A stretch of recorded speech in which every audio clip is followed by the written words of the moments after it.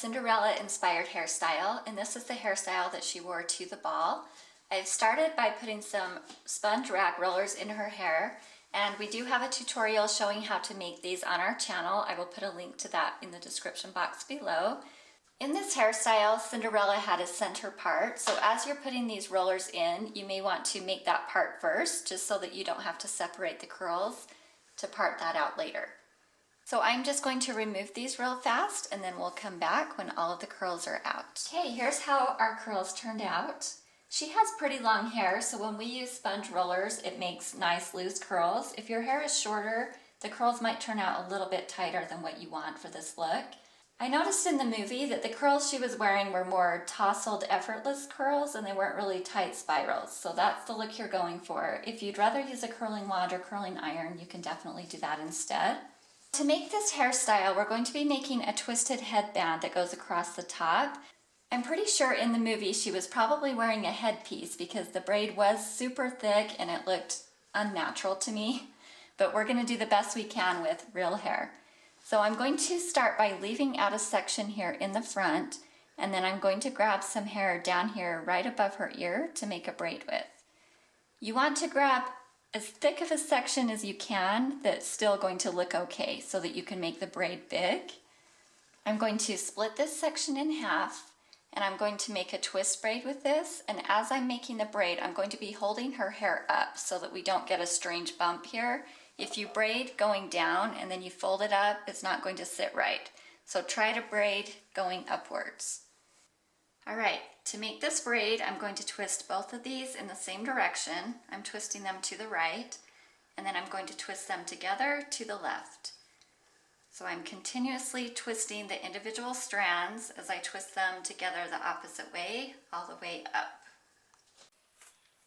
Her hair is long enough that I can actually bring this all the way over to the other side.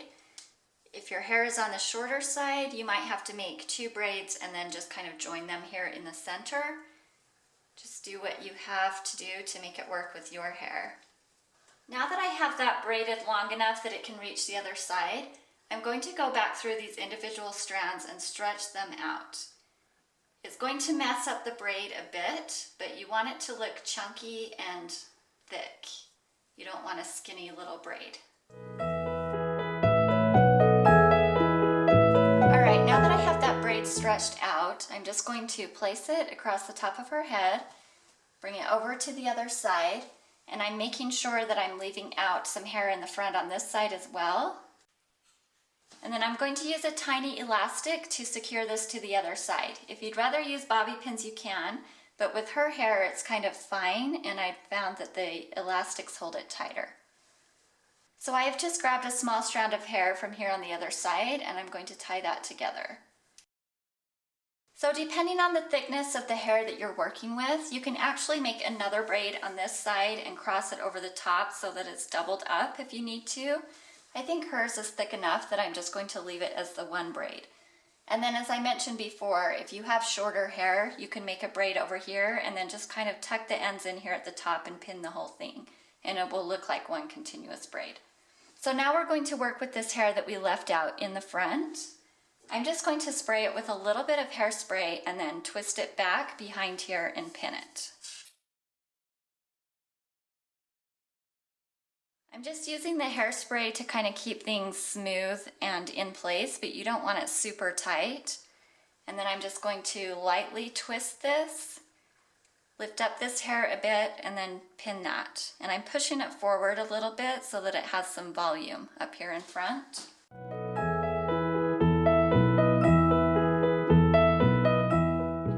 Your bobby pins, you can probably get away with only using two, and it's going to hold pretty securely, and then you can just bring this hair over the top of those to hide it. So that's the finished look on the first side, and I'm just going to do the exact same thing over on the other side.